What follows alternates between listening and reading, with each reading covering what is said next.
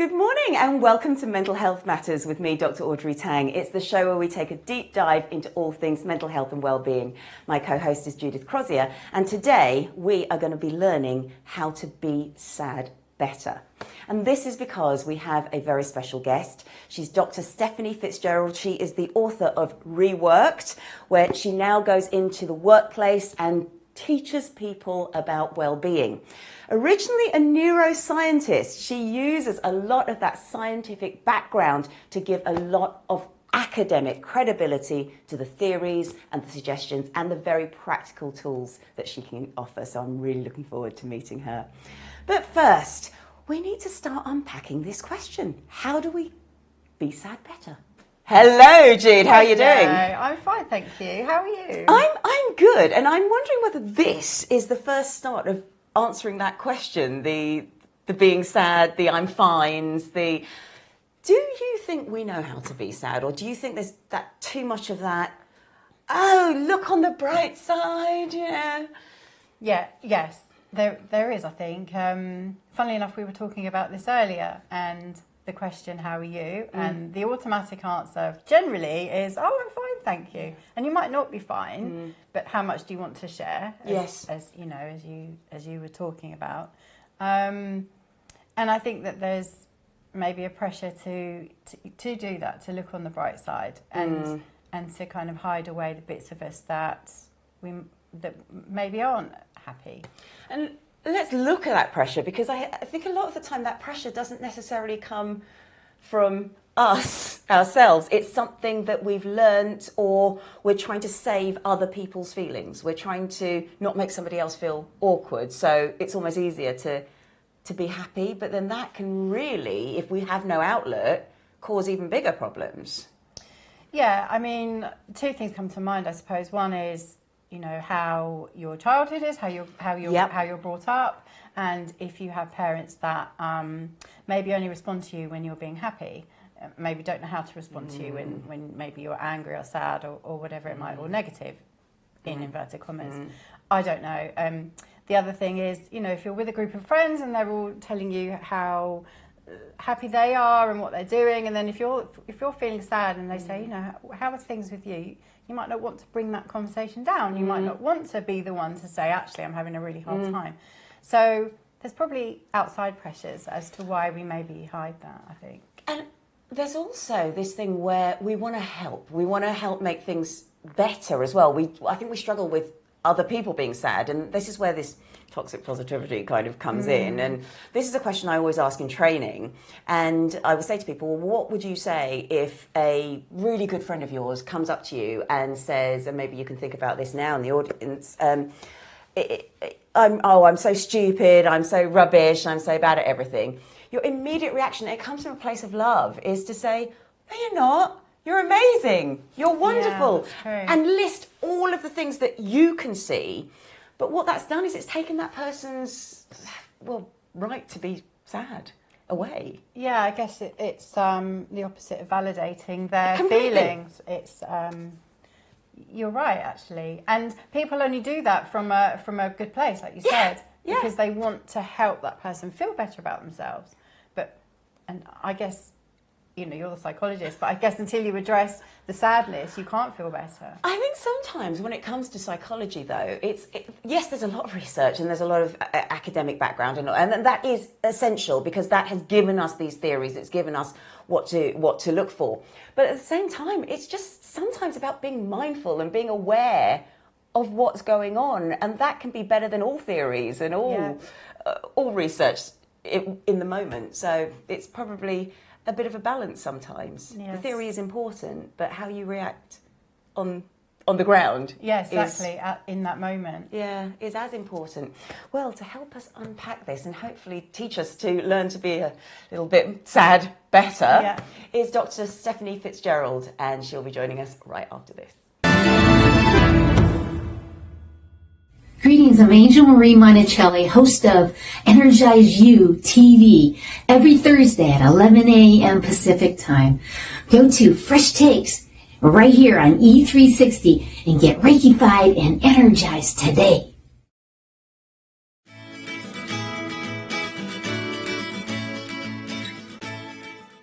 Dr. Stephanie, welcome to Mental Health Matters. Thank you for having me. It's such a pleasure to speak with you, especially since I had the real privilege of reading your book, and I've even used one of the techniques on this show already in Business Boost. I've talked about your point about how neuroscience reminds us when our body is all curled up, we feel scared. That's how our body is, and that's what our brain thinks. So if we're sitting in front of our laptop a little bit curled up, we're kind of telling ourselves subconsciously that work is scary. And so we need to just adjust our postures every now and then. That was just such a great, with so many great tips. You've had an incredible academic journey from neuroscience into workplace psychology into the corporate world. Do you mind sharing that with us? Yeah, of course. So I'm a clinical psychologist by background and by training, and I have a specialist interest in neuropsychology, which is a big way of saying I'm a nerd about the brain, basically. And I'm really passionate about helping people utilise their brain, and particularly when it comes to mental health, thinking about how does my brain work for me rather than against me? So how can I utilise my brain, natural functions of the brain, to understand how to improve my mood, how to improve my memory, my concentration, etc. And I'm really passionate about that because I think when we experience difficulties, physical or mental health, it can feel as though something's being done to us. And if we understand our brains better, then we can start to utilise them to work well for us rather than against us. Yes. So that's sort of my clinical hat. And then, like all good psychologists, I served my time in the NHS.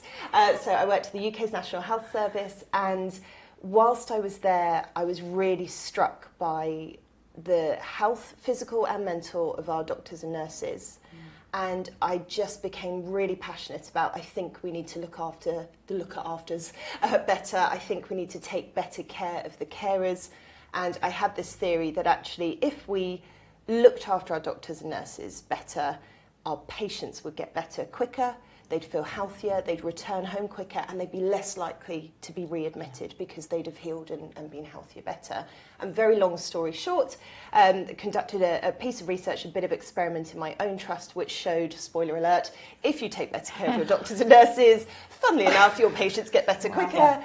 But also what we really found was that doctors and nurses fell back in love with their job. They were happier at work, they were healthier at work, they were more engaged. They engaged in safer practice as well, which is obviously very important when you're taking care of unwell people. And they just started to really feel that vocation again. And because it's the NHS, one of the things they were interested in, it saved a huge amount of money, because if you haven't got high levels of sickness absence, lots of locums, lots of bank staff, actually you're saving a huge amount of money. And so the ears pricked up in other NHS trusts, and they said, oh, can you come and do that in our trust? And then can you come and do it in this one and this one? And then I gradually started to eke out into all kinds of worlds, actually. So moved away from the NHS, started to look more broadly at employee wellbeing. Found myself working in all kinds of industries. So I've worked in everything from atomic weapons to Premier League football, to finance industry, to emergency responders, all over the place, because people are people. So that's definitely not the traditional psychologist pathway, but I feel I've found my niche. Yeah, and you're passionate about it, which really shows. Yeah, and it's, I'm sorry, no, I'm just interrupting. I know you've got a question to ask there, Jude, but this whole thing about the money side of things. Yes. Can I just be cheeky and ask you how much do you feel about the closure of the NHS hubs, the whole thing now about, well, we did invest in this, but now we don't think you need it anymore? It's such a false economy. I think it will be one of those things that will come back and people say, oh no, we did need to invest in that. Actually, there is so much research. I mean, there's almost too much research that says if you look after your people, then the profitability of your company goes through the roof. In the same way we know that, you know, if you have a more diverse workforce, the profitability. So I don't know how people continue to ignore these things. It's almost, there's so much evidence. But for me, deliberately taking steps to prevent or to stop looking after staff wellbeing is such a step backwards. And I hate to say it, but I think it will play out in people won't stay. Yeah. People will leave, the workforce will suffer, the productivity will suffer, the money situation, which is already pretty dire in the NHS, will get worse. So yeah, very, very, it's a false economy. Yeah. Agreed. Yeah. No, it's a shame. Wow, it's a really, really interesting career you've had so far. You're keeping going, and obviously you're still focusing on well-being. Yes.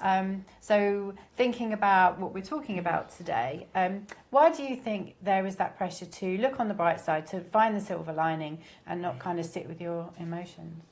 So I was really struck when you were saying about how people respond to you, either when you're growing up or even within your social circle and within your network. I think we have a blueprint in society for what's good. And as soon as we feel sad, as soon as we feel overwhelmed, people do jump in with a cheer up, don't worry, things will be fine, everything will be fine. And we gloss over the negative quite quickly.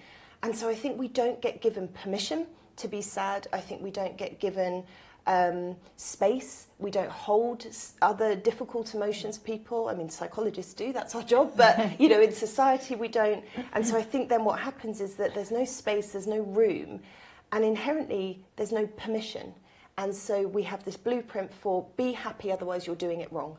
And I think that's really damaging. Yeah, that makes an awful lot of sense. So what, going on from that then, what then happens down the line if we don't acknowledge and deal with those emotions, the sadness and any negative emotions? You know, what problems can that cause down the line? So certainly something I'm seeing is a misunderstanding of our emotions. So I think we have lost sight of the natural spectrum of emotions that humans feel. So we're doing this sort of endless pursuit of happiness, and we've forgotten that if something sad happens, we're supposed to feel sad. If something traumatizing happens, we're supposed to experience trauma.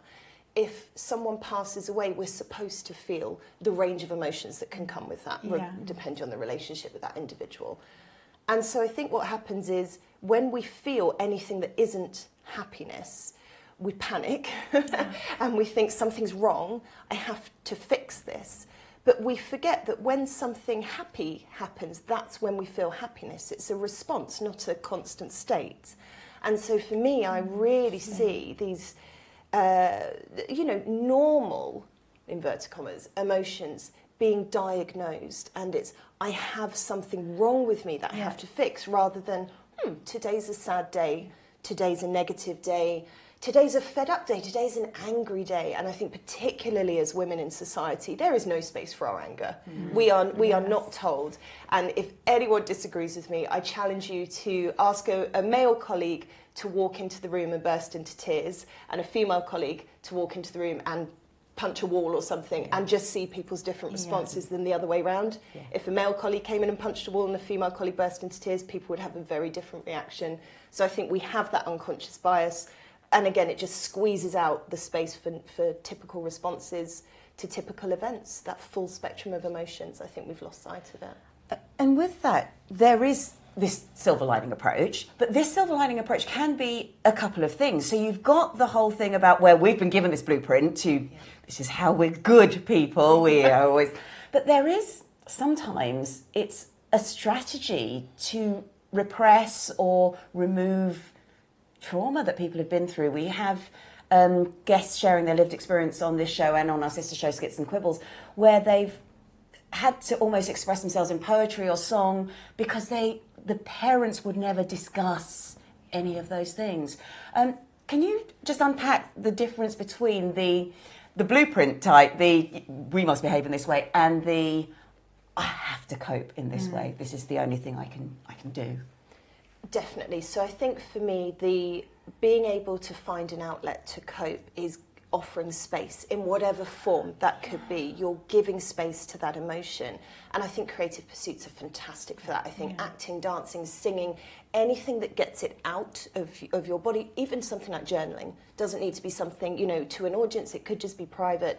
Something that is offering space for your emotions is so healthy, such a great coping strategy. And also, there's nothing wrong with taking a silver lining approach, with looking for the positive, with being an optimist, as long as you're giving space for the rest. I think the blueprint approach of we must be happy all the time, regardless of, you know, cheer up, just smile through it. Well, oh well, everything will be all right in the end, I'm sure. Or, just grit your teeth and all those sorts of approaches. And so many of us grew up with those. And so it's no one's fault because, of course, it's generational, isn't it? If no one teaches our parents how to manage those emotions, then why would they suddenly know? But what we're seeing is just this constant reinforcement of happiness is the goal state.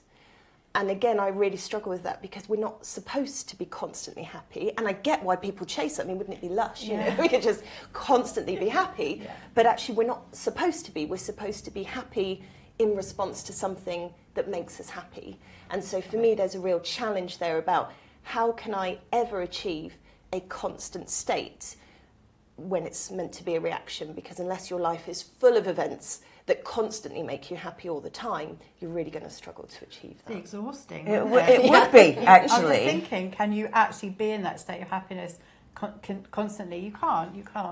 So, you have to think of it as the other end of the extreme, I guess. And not be afraid of being fine. It's almost reclaiming, you know what, I'm okay. Yeah. And that's okay. It's okay to be okay. Yes. Yeah. Dr. Stephanie is going to be staying with us. But as we're going to unpack this even more and find some solutions. But we're going to go over now to Felicia Jones, our nutritionist, because she's going to be talking to us about another blueprint that we have when it comes to weight loss, restrictive diets.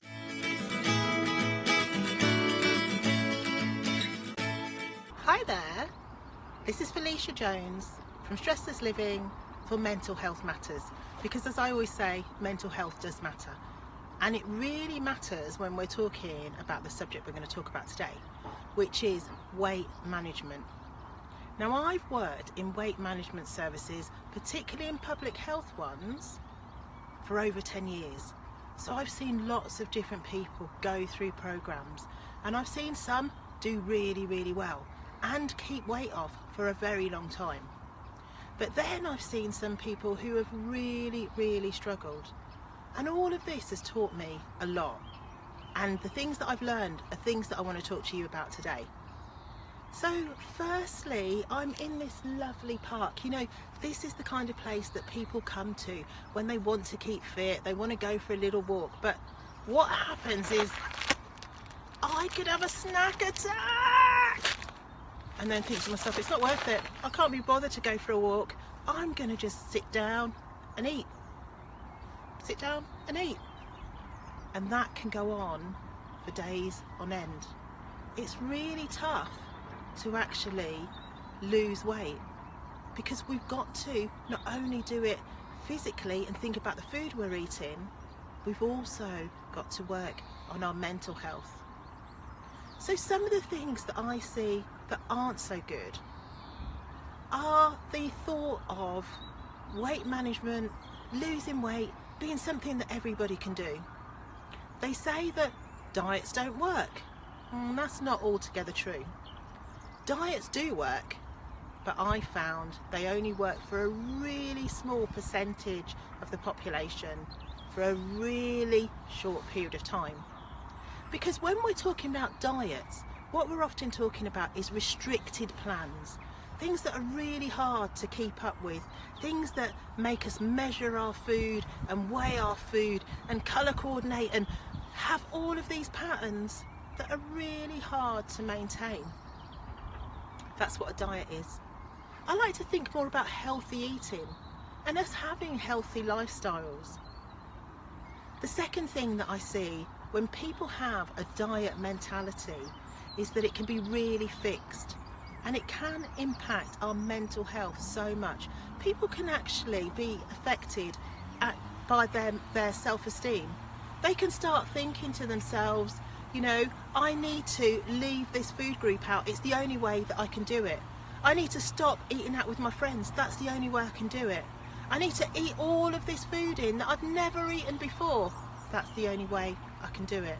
And when they don't do those things, when they don't achieve their goal, people can start feeling really bad about themselves, really berating themselves. And that's not a nice thing at all. And then the third thing that I see is that people often get trapped and get stuck in this cycle of wanting to lose weight, not losing it, wanting to, not losing it. and just feeling really terrible. So the things that I've seen work, and I have seen a lot of things work, things that I've seen work are things like people keeping things very, very simple. Not buying this food that you've never had before, not leaving food groups out, not depriving yourself, but instead looking at the food that you already have, looking at the portions that you eat. Could you reduce those slightly? Looking at the amount of fruit and vegetables that you eat, could you increase it a little bit? Could you swap some kind of food? So instead of sitting down and eating a whole bag of crisps when you're watching the TV, could you instead think, I'll have a yogurt, maybe I'll have some popcorn. Could you do a food swap? Keep it really simple. Then the next thing that you could do is not only keeping it simple, but having a plan. Having a plan that works for you. As I said, you know, these diets that make you do this and make you do that, that are just too hard to maintain, they're not specifically made for you. So what is going to work for you? Actually sitting down and thinking, okay, what am I going to eat every day? What is going to allow me to sustain this? Can I honestly eat salad every day? Really thinking about it and making it a plan. And then the next thing that I want you to think about is why? Think about your habits. Why do you tend to sit down and eat a whole bag of crisps when you don't really want to? Why is it when somebody calls you, you feel really stressed and you run to the cupboard? Why is it that you go past a certain shop and you can't help but going in? Sometimes it can really help us simply to think about those things. What are the things that are triggering me? What are those things that make me want to eat when I don't really want to eat? So I know this all sounds simple. You're like, well, how's that going to help me to lose the pounds that I've got to lose? It's by keeping things simple, keeping things small, keeping them consistent, and not getting trapped in that whole diet cycle, that whole diet mentality of depriving, of feeling really small, of feeling like really hungry and miserable. No, we want to feel expansive. We want to enjoy what we're eating. We want to have a plan that we can stick to. You can do it. You can do it in a way that actually supports you, not only physically, but mentally as well. Okay, until next time, enjoy.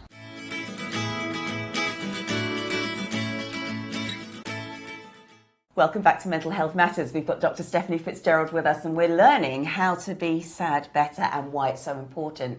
Now, we've just seen our nutritionist, Felicia Jones, talk about why restrictive diets and making so many changes all at once is too overwhelming and it's just not going to work. But it's almost that optimism of, right, I'm really motivated, I can do this whole lot right now. And then it becomes overwhelming. So how do we deal with that? How do we break that down and make healthy changes? So for me, I do understand that urge for, I just want everything to be better, right? I just want to feel better. So we see this almost boom and bust cycle, don't we? If I'll spend all my energy, I'll put everything into it, and then 3 days in, I've run out of steam, and then I'm back to my old habits by the weekend, except I'm a little bit more demotivated because it hasn't worked. So I completely understand that urge. One of my favourite books and sort of strategies that I encourage everyone is James Clear's Atomic Habits. I love that book. And the reason why I love that book is because he talks about making tiny changes, but understanding that they grow. So it's a bit like savings and investments, isn't it? You can put £1 aside and think, well, what's that going to, it's £1, what's the point? I need £100, I need £1,000. But actually, if you continually put £1 aside, then before you know it, you've got £100, £1,000. But you haven't really noticed the impact. Whereas if I said to one of you, can I have £1,000, you'd feel the impact, right? Yes. So whereas if I said to you, can I have £1, you might think, yeah, do you know what, £1 we can cope with, it's not going to cost me too much, it's very doable. Makes sense. And so for me, I think having a bigger goal, but understanding what are those baby step changes I can make is so much more sustainable. But particularly if your mental health isn't in a great place, Yes. You don't always have the energy, you don't always have the resource available to you to make those sorts of drastic changes. And so then I think that can lead into a bit of a cycle of trying everything, failing at everything because it was too much. You've kind of set yourself up to fail and then feeling worse. And then that can perpetuate. So for me, I'll give you an example. I love yoga. I think it's really good for you. I love that mind-body connection. Do I have time to do a 90-minute Ashtanga yoga practice every day? No, I don't. So my goal, my daily yoga goal, is to sit on my mat and take 5 breaths. That's it. If what I end up doing is a beautiful, stretchy, lovely, ooey-gooey kind of yoga practice, that's my kind of yoga, then great. But if all I've done that day is 5 breaths on my mat, then in my head, I've done my yoga practice because that was my goal. And so then when I think about what that does to my identity, I'm someone who does yoga every day. Yeah. And that makes me feel like, I connect with my body and my breath every day. I feel good. It's good for my health. Now, someone else might look at my yoga practice and say, 5 breaths on the mat, that doesn't count. But for me, it's those small steps that mean I get to define what that looks like for me without any pressure. I can always find time to take 5 breaths because I'm going to do them anyway, so I may as well do them on my yoga mat. And so 5 breaths and then whatever that leads to. And inevitably it can lead to more because once I'm there and I'm comfortable and I'm settled, I can think, a little stretch. But actually, if all it is 5 breaths, then that's very doable for me. Absolutely love that. I really love that. I just want to pull out something that you said in that answer about how when we try to make a lot of changes, our mental health is down. And that's something that actually needs to be said explicitly more often, because what is the perpetuator for change? It's usually something negative. And even if it's gone from sadness to anger, it's still not a happy emotion necessarily, or not a neutral emotion, which is often easier to make sustainable changes. So when it comes to making change and recognising that usually our mental health is down, what is the first step that we can do to sit with that and make it work for us? So interestingly, for me, I think the first thing to do is nothing. And I talk about this in the book, and I have a whole chapter on start by stopping. And I think when everything feels chaotic, when everything's really overwhelming, when life is just too much, step back, take a breath, start by stopping, because we go into doing. And particularly with this blueprint, with this pressure, I don't feel great today, so I need to. And it's like, no, stop, start by stopping. You don't feel great today. What's going on? What am I noticing in my body? What do I need today? Not what do I need to do to make this better, but what do I need today? Maybe I need comfort and kindness and compassion. Maybe I don't need to go to the gym, do my gratitude jar, drink my 8 glasses of water, tick, tick, tick, tick, but actually still feel just a bit overwhelmed by the end of the day. And I do think taking care of your mental health can feel like something else to do, rather than if we start by stopping, then it's what do I need? And then that's a very different energy that you're bringing, and it's much kinder. It's much kinder to sit with how you're feeling. So I think if you start to feel, I need to make all these changes, I don't feel great, I've woken up, I don't feel myself, I feel angry, I feel sad, I feel negative, start by stopping, tune in, where am I feeling it in my body?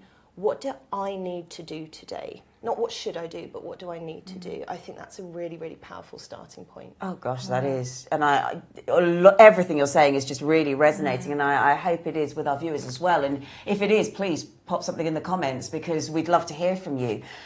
And just linked to that point about making those changes, what if we are doing something that's worked and we're happy and we've made those little savings and we're here, but of course there's the inevitable plateau. Yes. It's not working for us anymore, and now we're thinking, yes, but it works, and it's a whole other emotion in there. How do we, stop and restart? So I think for me, there's having options is really key. So having what you want is a sort of plethora of resources at your fingertips that you know work for you. Now, there's an argument to say you can keep doing something that's not working on the basis that it's still doing you good.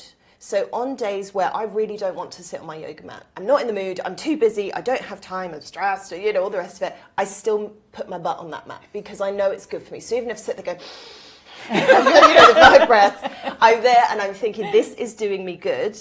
I am stopping, I am tuning in the same way eating healthily does you good, whether you feel like it or not. Yeah, you know, okay, on some level this is doing me good. So there is an argument for keep doing what you were doing. But also having variety, having options stops you feeling so dedicated and almost trapped with one thing. And I think that's really key with our mental health. So let's say going to the gym makes you feel good, it gives you endorphins, you feel really happy after you've been, but then you go, you weren't really feeling it, you're a bit achy, your back's gone, something like that, and you go and you think, God, you know, my gym instructor was in a really off mood, that person in the class annoyed me, I forgot my headphones, and so, you know, I was just sort of trundling along on the treadmill and I wasn't enjoying it, and I feel really grumpy. It's knowing that actually maybe the gym isn't your only option. Maybe there are other things that you can do to boost your well-being that are going to make you feel good, that just give you a bit of choice, and you can match your mood because it will fluctuate. And I think our behaviours need to fluctuate with our mood, and we so often forget that because I think we see ourselves as a certain type of person.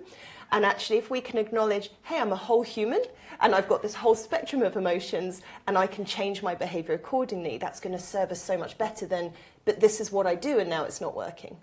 Yeah. That's a really good point. So leading on from that, what do we do if we identify something that isn't working for us? You know, what would your advice be for that, to for example, the gym, or if it happens to be a job or a person in our life, you know, how do we kind of address that? So I think I heard a really beautiful analogy recently, which was about the difference between muddy puddles and leaky ceilings. And it was saying some problems are muddy puddles and you need to stop churning them up to see what's going on. You need to step back and review it and take a look at it, and everything will become clear. So rather than keep staying in the middle, keep trying, keep doing something, it's recognizing, okay, I'm going to step back. And yet some problems are leaky ceilings. And we were all a bit guilty of, oh, that ceiling's leaking over there, you know, that's a slow drip or that's a strange stain on the ceiling, I'm just going to ignore it. And of course we know that if you ignore a leaky ceiling, it's going to get worse, it's going to spread it. So eventually the ceiling's going to come down. So you have to address problems. So I really like that analogy. That's beautiful. I thought actually, good. So I would be tempted again to start by stopping. You've recognised there's a problem. What is it about that problem? And is it a muddy puddle? Do you need to stop working so hard, stop trying, stop, just and see what happens, see if it clears? Or is it a leaky ceiling where actually you've been ignoring it for quite a while and now it's dripping on your head and you need to do something about it? So, yeah. That's a brilliant Love it. analogy. Absolutely love that. That's so Absolutely good. love it. Thank you. Yeah, bear that in mind. Yeah, totally. And then just the last question on this one is about social media, because we have to. How does it help us or hinder us? Because, you watch this and you go, oh my goodness, they're doing the whole yoga 1.5 hours. They're eating, drinking juices. They are having the best time, are they? Yes. Yes. So, well, social media. I mean, it's a bit of a minefield. So, I think let's take the good and the bad and sort of how social media can impact us. So I'll start with the bad so we can end on the good. I think my biggest issue with mental health stuff on social media is the amount of misinformation. And again, I think we are perpetuating this myth of happiness because it's carefully curated and edited and it's the highlights reel. So it is, look how amazing my life is because I drink this green juice, go to yoga, whatever it may be. And so, they're called influencers for a reason. They influence behaviour. So followers look at that and they go, well, maybe if I did that, I'd feel better. Rather than questioning, why am I in this perpetual state of this pursuit of happiness? Why am I trying to achieve that? Instead it's, oh, well, they've got it. So if I just do that, if I just bought the product, if I just followed the routine, if I just followed the diet, whatever it is this influencer's promoting, then I'd be like them. But even they're not like their Instagram or their social media profile because it's all edited and put together. So I think the level of misinformation, and also I think, it's one of those things where the research and psychologists and people keep saying this isn't serving us well, and we're not saying that for fun. We're saying it because all the evidence is telling us that it's negative, that it's having dangerous impacts, that it's affecting our self-esteem, it's causing comparison to others, it's unhelpful. We have so much evidence.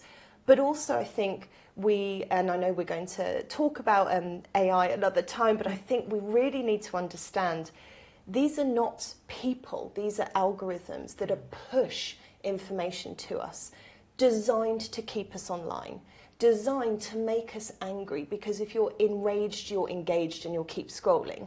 So, for example, if I posted on social media, I went to a lovely dinner party last night, everyone was perfectly civil and I had a great time and I feel really content, you might, if you were nice, go, oh, that's nice for Steph, I'll like that. Yeah. But you're less likely to remember it. If I put on social media, OMG, guess what Audrey said about me at the dinner party last night, what a cow, you'd be like, I'm in, what's going on, search the comments, what's happened, because I've elicited more emotion from you. So one of the things that I think is really difficult is that heightened state of emotion, whether that's happiness, whether that's, anger, whatever it is, we're trying to sort of generate this heightened state. But the sheer amount of misinformation, and again, not to throw loads of stats into the thing, but there was a study done recently on one of the most popular platforms that does video scrolling. I don't know if I can mention them, but let's just say that. You can. So it was TikTok, and there's a study done where there were fake accounts set up all over the world, so very diverse, so some in Kenya, some in the US, really trying to get this global diversity. And they were fake accounts purporting to be 13-year-old girls, and they didn't search for anything. They just wanted to know, what are the algorithms pushing to me? So they weren't searching, they were scrolling. Within 3 to 20 minutes, depending on where they were, 50% of the information was mental health information. 50%. Every other video they were looking at was something about mental health. They weren't searching for it, it was just being pushed to them. Then when that content was analysed by psychologists and psychiatrists, they found that close to 100% of that information was false or misleading. So we could think, isn't it great that our kids have so much more access to mental health information? But we could also go, yeah, that would be great if any of it was accurate. And again, when you look at the information, it's things like beat your anxiety in 3 steps, overcome your sadness in 2 ways, do this one thing to deal with your trauma. And it's like, but people aren't, going to feel better if they do those 3 things, because we're not trying to fix anything. We're just having the normal spectrum of human emotion. So for me, that's the negative. I did say I'd offer some positives. I'll finish on a high. So I do think there are some beautiful safe spaces on the internet that you can create. So I have a workplace wellbeing community on Instagram, and it's gorgeous. It's my cozy corner of the internet. It's beautiful. It's full of professionals and individuals who want to feel better at work. It's gorgeous. It's a perfectly safe space. But I work very hard to keep that safe, to keep that community. And I think your vibe attracts your tribe. And so it's a very positive, gentle space. I attract very positive, gentle people. I'm very rarely, experience anything horrible on there. And I think, again, can we expect a 13-year-old to have the understanding to curate their algorithms to the point where they're going to just experience loveliness? Probably not. No. Yeah. And it's because we can't a lot of the time ourselves even, and that's part of the problem. Now, we are, of course, going to put Dr. Stephanie through our Stroop challenge because we like to do this with all of our academics. But before that, we're going to go over to our news desk where Patsy Wright will give us her tips to be more mindful.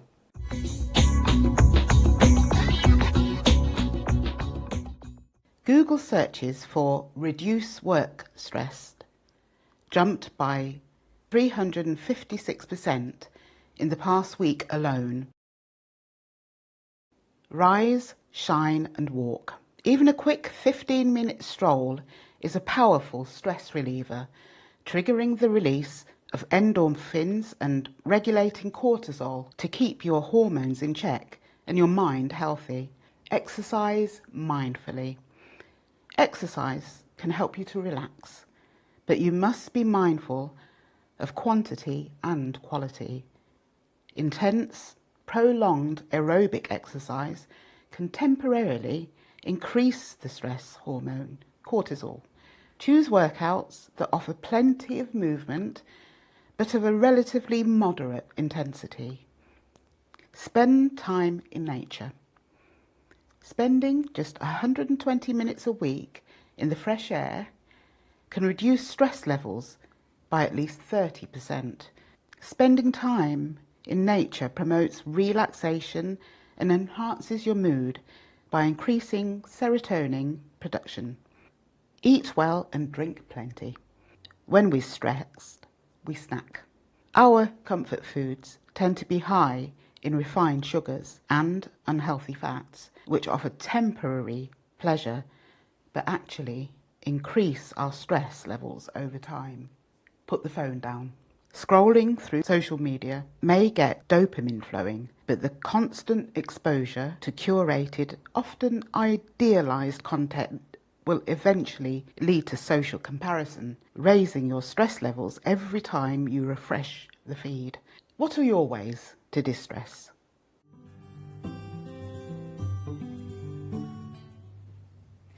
Welcome to the Stroop Test Challenge, Dr. Stephanie. Now, you will know this from A-level psychology, and it is where we flash a word or a colour up on the screen, but it is written in a different colour. And the object is you give me the colour it's written in, not the word itself. Now, we have people on our leaderboard already. The top time at the moment is Medina, our sex therapist, and she came in with all 20 correct at 34.96. So if we've got a timer, if someone can time, please, in the studio, that would be great. Now, we did have another quick one, which was 30.47 seconds, but she got it wrong at number 17. So Got you. Okay. She's up there, though. That's on Martina, our dancer, who's a wellbeing expert as well. And then we kind of jumped down to me at getting them right, but at 54 seconds. So don't worry, you will probably be faster than that, but I don't want to put the pressure on. So No pressure, no pressure. Are you ready? And have we got a timer in the studio? Let's go. Green, yellow, blue, red, pink, black, green, blue, pink, red, black, blue, pink, red, yellow, green, blue, yellow. Oh, there we go. 27.2. Oh my goodness! No. Oh my goodness. To the top of the leaderboard, 27.24 and all 20 correct. Yay. Dr. Stephanie goes right in at the top of the leaderboard there. Oh my goodness. It has been a real joy to talk with you today.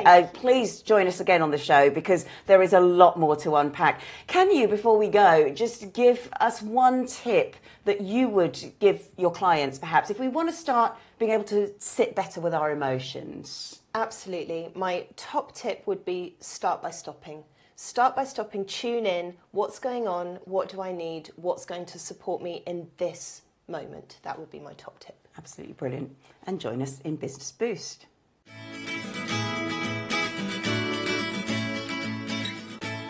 In today's session, I'm going to give you an exercise which you can use if you are at that point where you are struggling with making some changes and maybe you've kind of gone past you've stopped and you have taken a step back and you're thinking about, well, how do I start again? This is the storyboard exercise. And what I'd like you to do is just think about these question prompts. I'd like you to think, first of all, is where am I now? Where am I now? And it might be your title, your job, you're married, you're a mum or a dad, or any of those things. Anything that just describes where you are right now. The next question prompt is, where did I start? Where did I start? Because at one point, all of these things that you are now are goals that you had. Then when you've got that, so where am I now? Where did I start? The next question is to start thinking about that journey. What were the highs and lows? What were the things that you learned? What kept you motivated? Who kept you motivated? And if you can reflect on those things, highs and lows, what did I learn? Who or what kept me motivated? You now have a blueprint for moving forward that has worked for you before. It may not work every single time, but it has worked before. So it's a good place to start when you're not sure where to start. And then the last question you ask yourself is, okay, well, what next? Give that a go and let us know in the comments how that works out.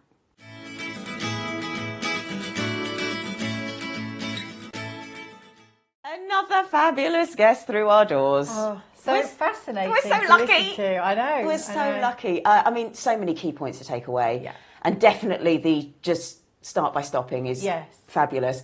I love that. Yeah, I do. What resonated with you today? Really, the big thing that came up for me was just take tiny steps. So, you know, as you were saying, don't try and do the whole thing in one go, and don't go at it too quickly.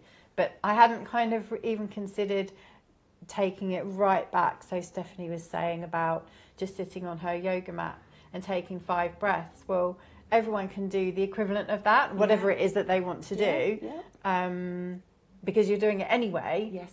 And it's kind of the equivalent of, you know, if I need to go somewhere and I think, I really don't want to go, oh, we'll just go for 10 minutes. And then you're there and then you end up enjoying it. Yeah. So it's that kind of a thing. And I think just starting off absolutely tiny is such good advice, because everyone can do that. Yeah, and tiny being tiny. Really tiny. And that's okay. That's okay. I love the muddy puddle analogy. Yeah. Absolutely brilliant. But what struck me with that analogy as well, which I think is useful to remember, is that if this was my dog in a muddy puddle, and I know you're a dog owner as well, he'd be like, yeah, let's keep doing it because it's fun. Yes. And there is an element of us, sometimes we do like stirring that, because actually we don't want to deal with a leaky ceiling. That's a really good point. So That's such a good point. With using that very visual analogy, I think we can have that, well, is it a muddy puddle or is it a leaky ceiling? Yes. And stop stirring the muddy puddle because you don't want to deal with that. So that might be worth thinking about as well. So that's the thing that I'm taking away. I just love that visual. Yeah, that's a really good point. So, gosh, what action would you take this week then to start making that tiny change? Gosh, that's a really Put good you on the spot there straight away. Yeah, that's okay. To have half a sugar instead of 1 sugar in my tea. I mean, I love that. I can do that. Yes. And I've been thinking I need to do that for ages, so I'm just going to do it. Yes. And for me, that tiny change is, I always put so much pressure on myself. I must go on the treadmill for whatever, or go to the gym.